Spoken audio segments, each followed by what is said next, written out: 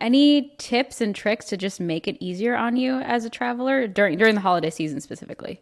Yeah, definitely. So there's numerous, but I'll go through a few. Obviously, if you don't have it already, get TSA pre-check and/or clear. The lines at the airports are and will continue to be huge. So this could mean the difference between making or missing your flight. This is a kind of a fun tip. Check to see if your airport has a fast pass security lane you can book in advance. This is a newer thing. So some airports, including LAX, JFK, and Newark, are giving travelers the option to make a fast pass reservation to head to the front of the security line at an assigned time. You do not need TSA pre-check for this. So, and more airports are doing this. So kind of a little fun tip, check to see if your airport has this fast pass option, and you can just book a time to head to the front of the security line. Does it cost money? No, it's free. It's free if you know. It's yeah, free. Okay. Free, and no, you don't need TSA pre-check. So fun, a fun That's new great. feature at some larger hubs too. And the list of hubs is growing. So just check your local hub to see if they do this. As we mentioned earlier, obviously book directly with the airline and make sure to have the app so you can, if anything happens, you can track your flight, you can track your luggage. You can cancel and change your flight, should you need to, and, rebook pretty easily through the app. Book with a credit card that has trip insurance coverage and/or buy travel insurance. So a lot of credit cards actually offer trip insurance or trip cancellation coverage, which will come in handy if it's something like, a weather delay that might not be covered by the airline. And if you don't have, coverage to your card, then look into travel insurance if it's a bigger, trip, it's a more elaborate, vacation, and you want to make sure that you're covered. And then just a couple other little things. Book the earliest flight out you can. So delays tend to pile up over the course of the day. The earlier you go, reduces your likelihood. Try to book a nonstop instead of a connecting flight. Obviously, again, reducing your chances. If you do have to have a connecting flight, schedule a longer layover, because if your flight is a little bit delayed, 1 hour is not going to cut it.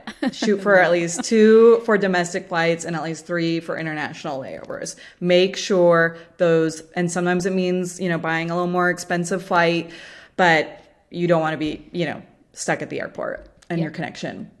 For a really a can't miss event or gathering, experts recommend flying in a day or two early. If it's something that you need to be there on a certain day, a wedding, a cruise that's leaving on a certain day, fly in a day or two early. But build in some buffer.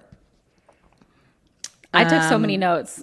Those are great. You have more? Yeah. It sounds like you have more. Yeah, there's a few more. Yeah. I mean, stay on top of the weather. So this is your chance to become an amateur meteorologist. And, there are people, and it's smart, now, like during hurricane season, check if there's storms developing, because if you literally see the storm coming, that is your chance to get ahead of the game and rebook your flight yourself, Do you have a favorite weather app? This is not an ad. I just want to know what you use as an expert I mean, traveler. I just use the National Weather Service, which is just super nerdy and has all the radars and That's good.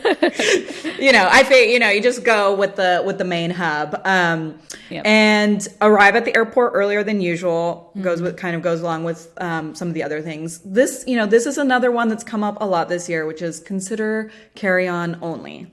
I am a dedicated member of Team Check Luggage, so this I have always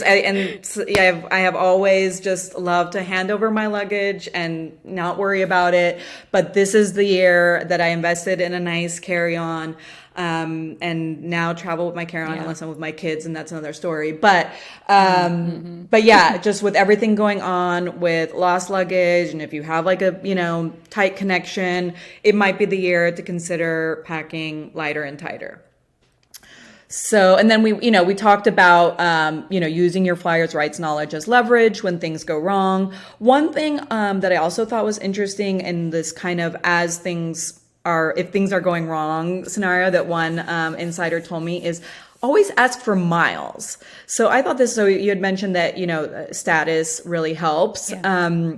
And one thing that someone told me is that if, an airline rebooks you onto a different flight after the flight was canceled, there's no harm in asking for some miles for the inconvenience. Nice. Which I thought was a really nice, just like, don't try and like get something for it. Even if they rebooked you, you've still lost time, might not be, an ideal connection. So I like the idea of just, doesn't hurt to ask, just ask for some miles for the inconvenience. So, and then you can also file a complaint with the DOT. So if the airline was just not, mentioned like, how do you get through? If the airline was just not cooperative in providing a refund or, any kind of assistance, file a complaint with the DOT, which can be done online, and it can help ensure that you maybe finally do get a response from the airline. It's like going to the principal's office. Right. Exactly. Business casual.